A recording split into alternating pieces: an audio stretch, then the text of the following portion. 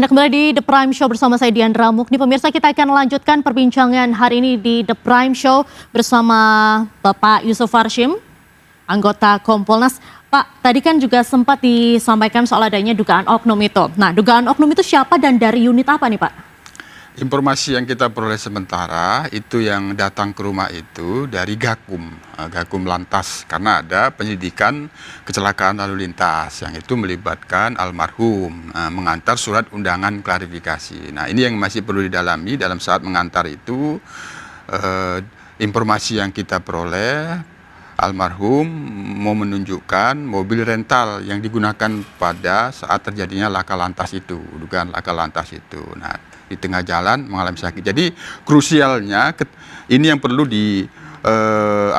dipastikan apakah yang disebut informasi sakit, apakah di situ terjadi dugaan penganiayaan sehingga pada tanggal 21 masuk rumah sakit. Yang setelah itu kan sekitar tanggal 24 atau tanggal 26 kan kembali sudah keluar dari rumah sakit. Nah, setelah itu bagaimana selanjutnya? Apakah masih bertemu dengan oknum tersebut yang itu bertugas bagian dari proses penyelidikan laka lantasnya atau tidak? Hanya kemudian ada faktanya tanggal 29 almarhum meninggal dunia. Nah, oleh karena itu ini menjadi fakta yang kedua yang perlu dipastikan oleh penyelidik penyebab meninggalnya. Nah, kita kemarin sudah menyaksikan ada ekshumasi, apakah nanti ekshumasi bisa menyimpulkan penyebab kematian, tapi dalam hal ini dalam pantauan kami Polda Jateng itu sudah bekerja. Tentu kami memberikan saran dan masukan, penyelidikannya dilakukan secara komprehensif, cermat, penguatan pada scientific crime investigation, rekam medik almarhum itu perlu didalami, dilihat agar itu mendapatkan kejelasan. Termasuk peristiwa tanggal 21 itu pada saat berjalan dari rumah, apakah benar menuju mobil rental yang dimaksud. Nah, ini perlu didalami untuk memastikan apakah memang ada dugaan pelanggaran yang dilakukan oleh oknum polisi tersebut yang informasinya itu mengantarkan surat undangan klarifikasi untuk almarhum. Nah, kami sendiri juga dalam hal ini karena ada peristiwa yang melatar belakangi terkait dengan almarhum, adanya peristiwa laka lantas. Korban laka lantas itu juga menghubungin kami agar Kompolnas juga memberikan kepastian hukum kepada kami sebagai korban yang itu penanganannya ada di Polres Yogyakarta. Tentu ini juga kami atensi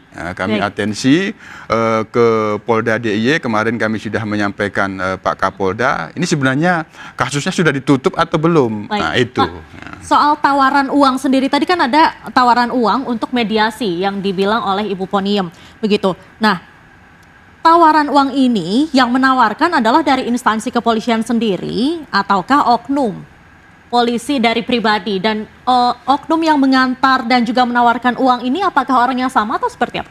Nah, ini informasi bagian yang harus diselidiki. Informasi awal yang kami terima disebut kerahiman. Nah, kerahiman apakah benar? Tapi ini perlu diselidiki. Tentu kuasa hukum pada waktu itu ada juga kan rekam percakapannya. Itu juga bagian dari hal yang perlu diselidiki oleh penyidik Polda Jateng. Apa sebenarnya percakapan pada waktu itu, mediasi seberapa lama, karena ini sangat disayangkan sebenarnya laporan polisinya baru saat ini gitulah, baru saat ini. Apabila pada waktu itu diduga kuat adanya dugaan penganiayaan, memang idealnya pada waktu itu. Tapi ini sudah berjalut. Fokus kami tentu kami akan memantau dan mengawasi proses yang ada di Polda Jateng. Kami sendiri juga akan memantau dan mengawasi proses penyidikan laka lantasnya di DIY itu seperti apa. Nah, karena ada korbannya juga yang meminta kepastian hukum. Baik, mungkin saat ini saya mau beralih ke Pak Susno Dwaji. Pak Susno, bagaimana tanggapan Anda soal kasus ini, mulai dari penjemputan di rumah korban begitu sampai dengan penawaran uang kerahiman? Ada yang janggal tidak? Baiklah, perkara ini melibatkan 3 jenis perkara ya. Satu, ada tidaknya pelanggaran kode etik. Nah, ini menjadi tugas Polda DIY karena anak buah dari Polda DIY. Kedua, bagaimana dengan proses kecelakaan lalu lintas? Ini juga tugas daripada Polda DIY, dalam hal ini Polrestabes Yogyakarta, karena lokus deliktinya di kota Yogyakarta. Yang ketiga yang membuat heboh, kematian.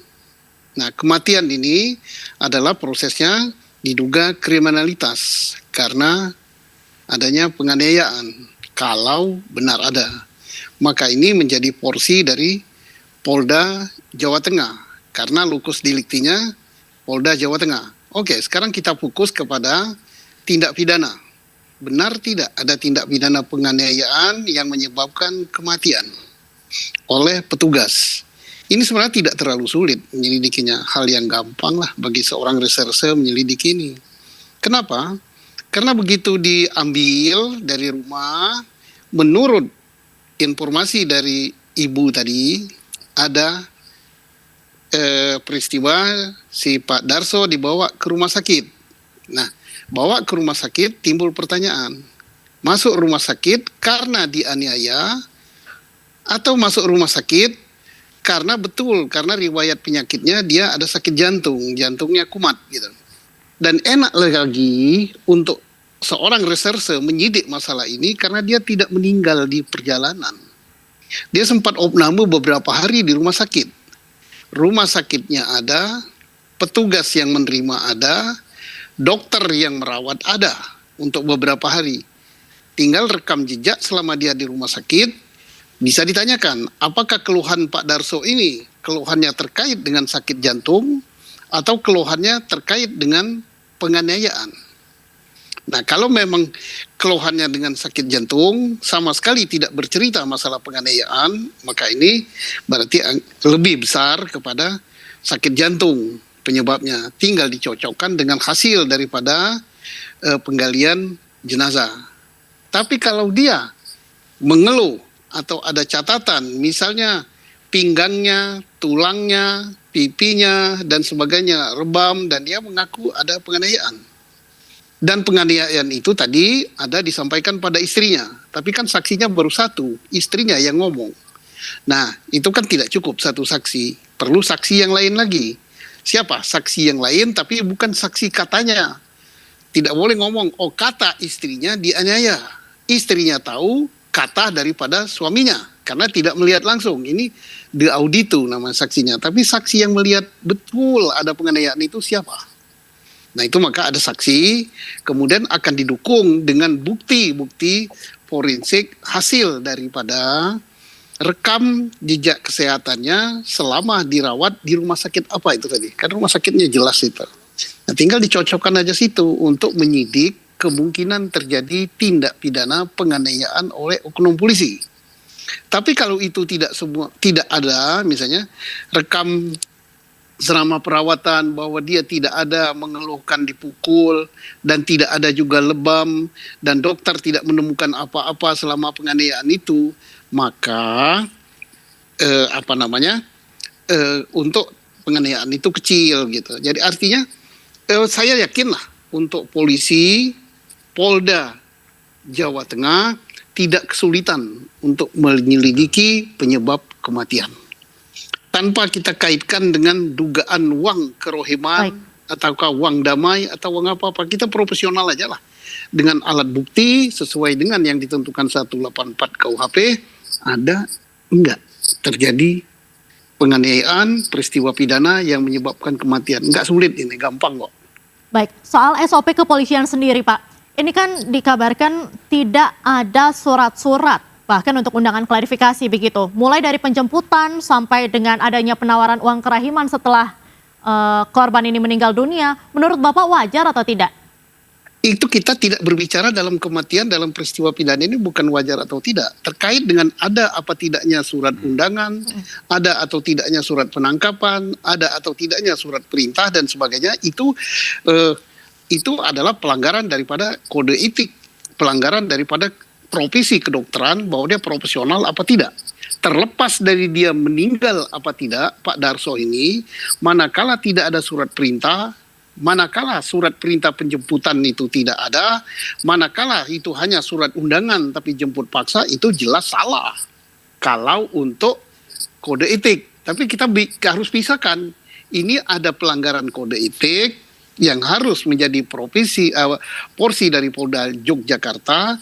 Ada juga dugaan terjadinya tindak pidana penganiayaan yang menyebabkan kematian. Jadi jangan dicampur adukkan. Karena ada atau tidak surat undangan, ada atau tidak surat perintah dinas, ada atau tidak dan lainnya terkait dokumen, itu tidak ada kaitannya dengan penyebab kematian. Ya, karena penyebab kematian adalah dugaan penganiayaan. Baik. Baik, mungkin saat ini saya akan beralih lagi ke Bu Ponium. Bu Ponium, berarti boleh dipastikan bahwa saat penjemputan ini ada surat atau tidak, Bu? Tidak ada. Tidak ada? Tidak ada. Tidak ada. Ya. tidak Mengenai ada. penganiayaan sendiri, Bu, dari bukti-bukti yang dilampirkan atau bukti-bukti yang ditemukan, kemudian saksi-saksi sendiri ini seperti apa, Bu? Mungkin ada yang melihat penganiayaan itu terjadi? Ada. Tapi kurang nanti bilang kurang paham saya. Kalau Baik. Mungkin saya ingin beralih ke kuasa hukum, ke Bapak Antoni. Pak Antoni, berdasarkan informasi ini kan sudah dikumpulkan bukti-bukti begitu. Bukti-bukti apa Ya. yang Anda punya, Pak, soal adanya dugaan penganiayaan ini? Iya, kami sudah memberikan bukti kepada penyidik. Salah satunya adalah foto ronsen saat korban ini ada di rumah sakit. Di sana ada satu hasil dari ronsen tersebut yang sudah saya tanyakan kepada dokter jantung, yang artinya adalah pembengkakan di jantung. Ada pembengkakan. Ini perlu didalami tindakan sebelum terjadi itu. Kalau saya lebih kepada pemicunya, andaikan toh nanti hasil ekshumasi menyatakan bahwa meninggalnya karena penyakit jantung sekalipun, maka saya berharap penyidik lebih profesional untuk melihat pemicunya apa. Karena ini orang berangkat dari rumah, korban ini sehat walafiat. Pemicunya apa? Kebetulan saya juga penderita penyakit jantung, jadi saya ngerti betul tentang bagaimana reaksi badan ketika mengalami sesuatu yang sifatnya mendadak, kemudian terburu-buru, tergesa-gesa, galau, apalagi kalau lagi dihajar begitu pasti lebih daripada yang pernah saya rasakan itu. Nah, jadi saya berharap nantinya penyidik akan melihat bahwa hasil dari ekshumasi itu menjadi lebih yakin adanya tindak pidana penganiayaan. Andaikan toh nanti kita bukan mendahului ya, ternyata hasilnya tidak menyebabkan itu, atau penyebab kematiannya bukanlah penganiayaan, maka saya berharap ada pemicu dari itu yang akan diselidiki. Nah, ini penting sekali, apalagi proses di luar itu menunjukkan bahwa yang bersangkutan ini benar-benar tidak membantah. Tanggal 23 Desember ketika saya WhatsApp salah satu terduga pelaku, saya kirimkan surat kuasa saya yang jelas mengatakan bahwa terkait dengan tindak pidana penganiayaan dan pengeroyokan yang mengakibatkan kematian, mereka tidak membantah. Mereka hanya minta waktu untuk lapor kepada pimpinan. Kemudian sorenya WA saya lagi mengatakan bahwa pimpinan minta waktu sampai dengan pasca libur Nataru. Saya tidak keberatan karena saya tahu Satlantas pasti lagi sibuk-sibuknya libur Natal dan Tahun Baru. Tanggal 2 mereka tidak konfirmasi karena saya pikir Nataru sampai tanggal 5. Tanggal 6 mereka konfirmasi ke saya lagi mengatakan bahwa pimpinan kami menghendaki Pak Antoni datang ke Yogyakarta. Tentu saya tolak karena saya menjaga perasaan dari pemberi kuasa. Pemberi kuasa pengen mereka datang ke Semarang untuk ngomong secara langsung.